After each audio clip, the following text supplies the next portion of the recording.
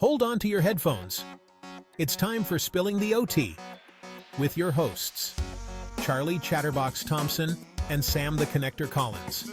So, let's dive straight into today's session. You ever feel like you just need a decoder ring to figure out all the well-being advice? Oh, absolutely. Yeah. 1 minute, it's all about the perfect morning routine. Yeah. And the next, it's a digital detox is key. Right. And you're just looking at your own life, your own to-do list, wondering where it all fits. Exactly. We have these sort of mental boxes, don't we? Like self-care, productivity, leisure.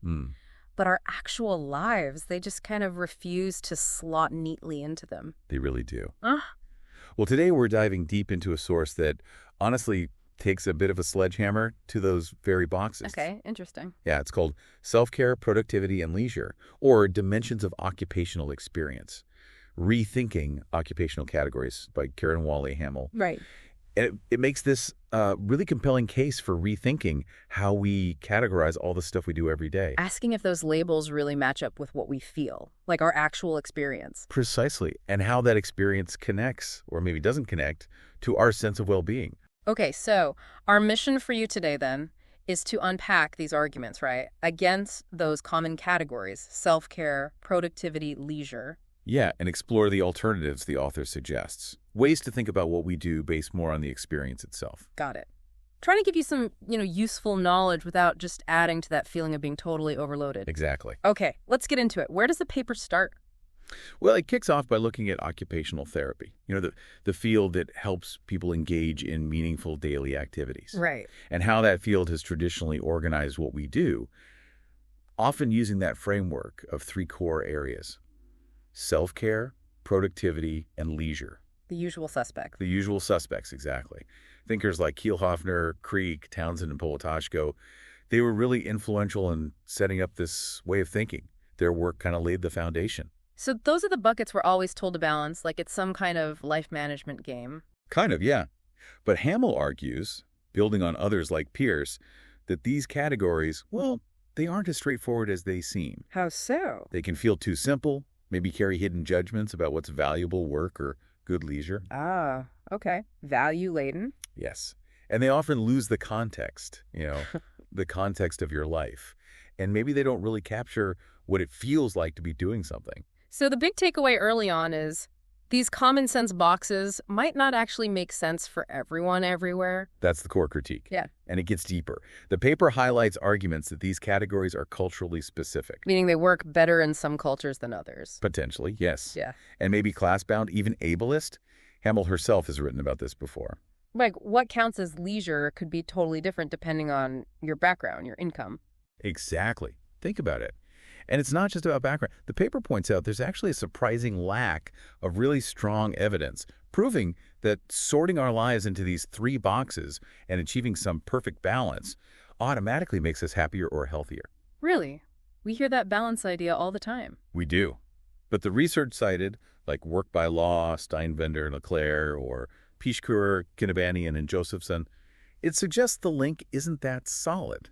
We assume more leisure equals more happiness, but it's not always borne out by the data. Huh.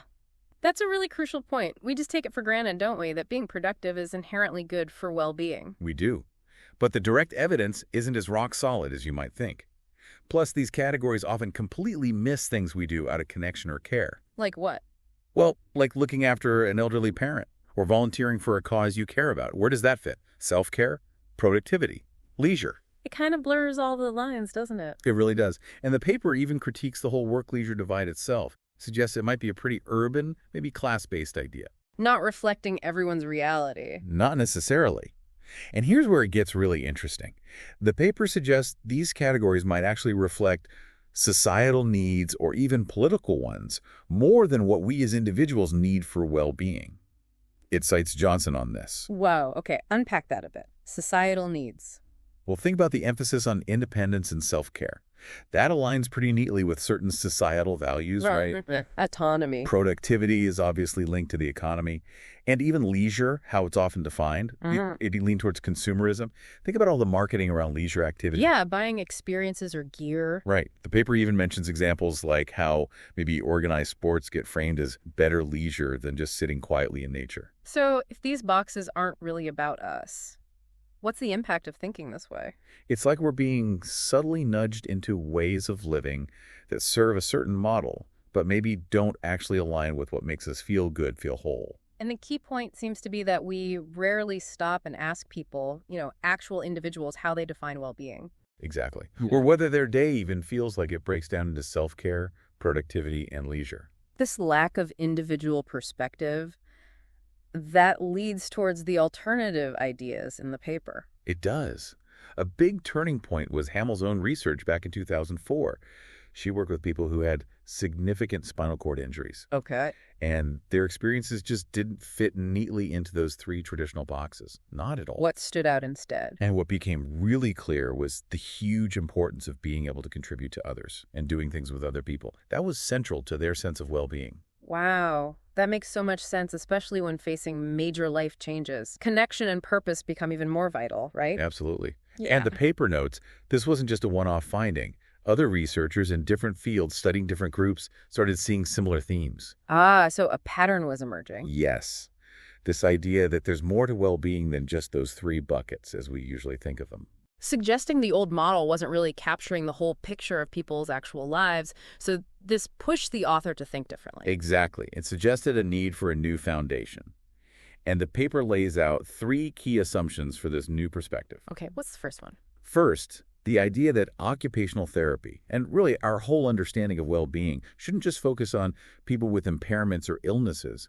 It should be about overall human well-being. A broader scope. Much broader, looking at everyone. Christensen, Hammell herself, Watson. They're cited as arguing for this wider view. And how does the paper define well-being in this broader sense? It's described as a state of contentment. It includes physical and mental health, sure, but also self-esteem, belonging, security, self-determination. And having meaningful things to do. Right. Meaningful occupation, valued roles, and importantly, contributing to others. It's much more holistic. Draws on work by Hay, Law, Wilcock, and others. So for you listening, trying to navigate all this, it suggests looking beyond just ticking off boxes, right? Definitely. And what's really interesting is the focus on engagement. Research by Krauss with people with spinal cord injuries highlighted this. Engagement meaning? Being actively involved in life, having social connections, chances to achieve things, meaningful relationships, that was key for their subjective well-being. It echoes Reff and Singer's idea that well-being is fundamentally about engagement in living. Okay, that's the first assumption. What's the second? The second is about defining occupation itself. The paper argues it's simply anything people do, day-to-day stuff. It cites McCall, Law, and Stewart here. So pushing back against rigid definitions or hierarchies. Exactly. Pushing back against creating strict hierarchies or classifications that might be very culturally specific. Like the example given, accountancy versus report writing. Are they fundamentally different occupations? Or even tea drinking. In some cultures, like Japan, it's profoundly significant. Is that just self-care or something much deeper? It shows the problem with trying to impose objective categories from the outside. Right.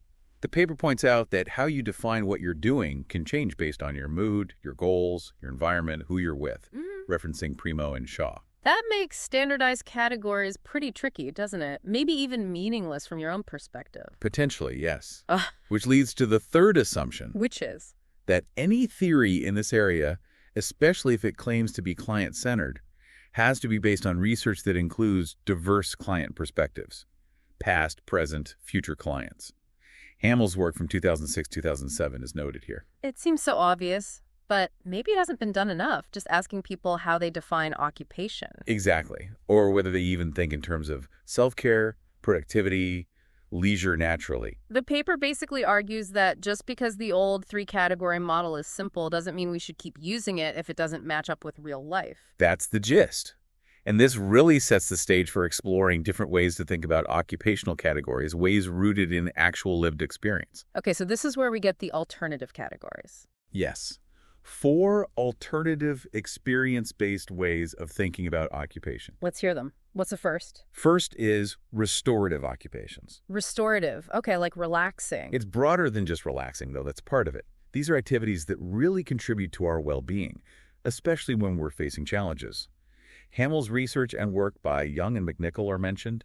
So what kind of things fall under this? Things like reading, maybe creative arts, gardening, prayer, meditation, spending time in nature, activities that might not have a clear outward goal, but feel deeply rejuvenating internally. So it's less about the outcome and more about the feeling, the experience. Exactly. The experience of rest, reflection, pleasure, tranquility. And importantly, the paper includes sleep here. Sleep as an occupation. Interesting. Yes, a fundamental restorative occupation, not just biology, citing Green and Pierce on that. Okay, restorative occupations. What's number 2? Second category, occupations fostering belonging, connecting, and contributing. Okay, this links back to that earlier point about connection being missed. It does. The paper stresses how vital connection and feeling like you contribute are for well-being across many cultures. Cites Hammell again, Hampton and Kin-Hilliard, Pieker, Whaley. Right. Moving beyond just the individualistic view, you mentioned collective societies. Yes, Iwama's work is referenced, showing how belonging and community are often prioritized. And there's a nod to feminist critiques of purely individualistic ideals, referencing Morris. So the experience here is feeling like you belong, Yeah. caring, being needed. Exactly. Duncan's observation about doing valued things with and for others is key here. It builds that sense of connection. And research links these kinds of activities strongly to self-worth and well-being. Studies by Borrell, Nagel, Laliberte, Rudman, Reynolds, and Pryor are mentioned. Got it. Restorative and belonging, connecting, contributing. What's third? Third is engaging in doing occupations. Do it. Okay, sounds like getting stuff done. Pretty much. It focuses on activities that give us a sense of purpose and meaning, fostering feelings of capability, accomplishment. So this could include self-care tasks. Yes, but also paid work, volunteering, education, even home maintenance.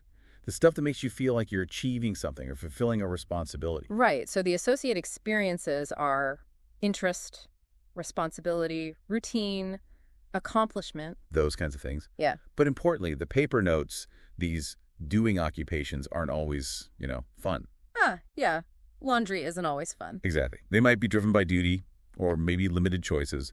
But the key seems to be that having something purposeful to do is important for well-being.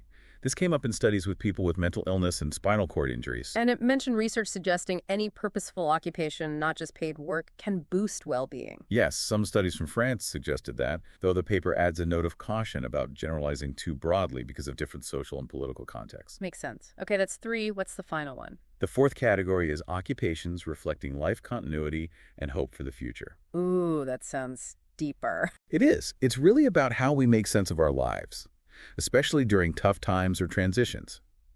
It involves envisioning a meaningful future, connecting our past and present. Hammell's work, Liberty Rudman, Reynolds, and Pryor are relevant here. So maintaining a sense of self across time, adapting old meaningful activities, having goals. Yes, exactly. Yeah. Dreams, goals, that feeling of reassembling life after a disruption. It also involves redefining values and priorities sometimes. Hagstrom and London Hammell, again, are mentioned. Okay, so those are the 4. Restorative, belonging, connecting, contributing, engaging in doing, and life continuity hope. Right. But, and this is crucial, the paper stresses these aren't always neat, separate boxes in real life. Like the gardening example. Exactly. Gardening could feel restorative. You might do it with someone which fosters connection. You definitely get a sense of accomplishment, and it represents hope for the future harvest. So one activity can tap into multiple experiences. Definitely. And think about things you do with family or friends. The doing and the belonging are often totally intertwined, inseparable. It's a complex web then, not simple categories. A complex web of experiences, all contributing to well-being in different interconnected ways. Which leads to rethinking occupational balance, right? The paper critiques that idea too. It does, cites Backman and Westhorpe. Their argument is that balance isn't just about dividing time equally between self-care, productivity, and leisure. That's too simplistic. So what is balance, according to this view? It's more likely related to the qualities and experiences of our occupations, not just the clock. Hagedorn, Johnson and Person, Primo are referenced here. Meaning what feels balanced is personal. Very personal. It depends on your priorities, your needs right now.